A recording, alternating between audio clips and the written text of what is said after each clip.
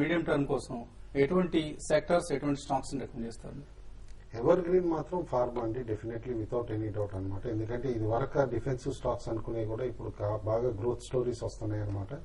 M&A activity కూడా బాగా పెరిగింది కాబట్టి definitely pharma will continue to hog lime light అనుకుంటున్నాను నెక్స్ట్ 2 to 3 quarters. కాబట్టి mid cap pharma stock specially large size ఉన్నాయి అండ్ గుడ్ ప్రాఫిట్స్ చూపిస్తున్న కంపెనీస్ మాత్రం వాల్యుయేషన్స్ ఇంకా పెరగడానికి స్కోప్ ఉంది, అట్లా డెఫినెట్ గా ఉండమంటాను.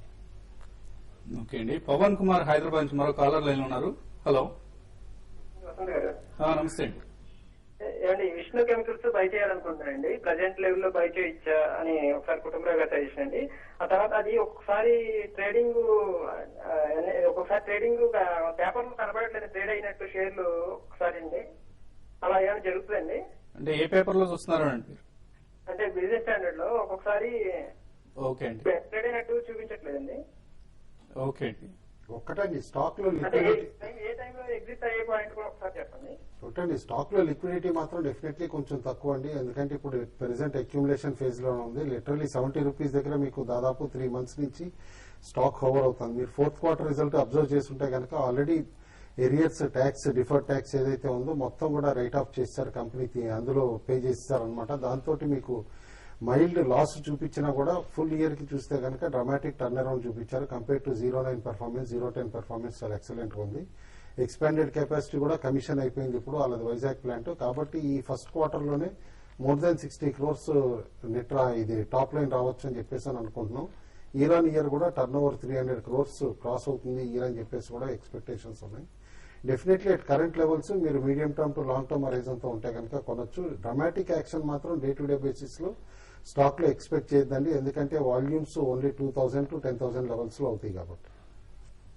ఓకే అండి. సో లో లిక్విడిటీ ఉన్న స్టాక్ ఇది, బట్ ఫండమెంటల్స్ ఇంప్రూవ్ అవుతున్న కంపెనీగా కుటుంబంలో చెప్తున్నారు Vishnu chemicals. Next caller Suresh Nalgonda నుంచి లైన్ ఉన్నారు. సురేష్ గారు నమస్తే సార్. నమస్తే అండి. శేష్ గారు, డిక్సియన్ ఇప్పుడు బై చేయండి, అంటే 1 week 10 days గురించి బై చేయండి. 1 week to 10 days outlook exam కొనాలనుకుంటున్నారు. చెప్పండి. డిగ్జామ్ అయితే మీరు ఒక ఇన్వెస్ట్మెంట్ పరంగా అయితే బై చేయొచ్చు, కానీ ఒక 1 week 10 days కి ఇటువంటి స్టాక్స్ లో మూవ్మెంట్ అనేది చెప్పలేమండి. మరి డిగ్జామ్ చూస్తే 12 rupees లో ఉంది స్టాక్.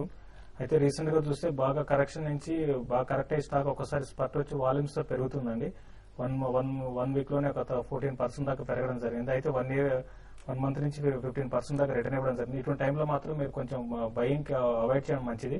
ఏదైనా న్యూస్ పేస్ ఉంటే మాత్రం నేను ట్రాక్ చేయడం లేదండి, మామూలుగా టెక్నికల్ గ్రాఫ్ చూసి చెప్తున్నాను. ఇప్పట్లో కొంత అవాయిడ్ చేయడం మంచిదండి.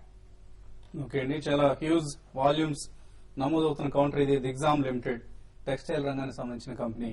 So but something is maybe something is right or something is wrong with this company. Otherwise ఇంత వాల్యూమ్స్ సడన్ గా కనపడాల్సిన అవసరం మనకు కంపెనీని రెగ్యులర్ గా ట్రాక్ చేస్తూ ఉంటేనే అర్థమవుతుంది.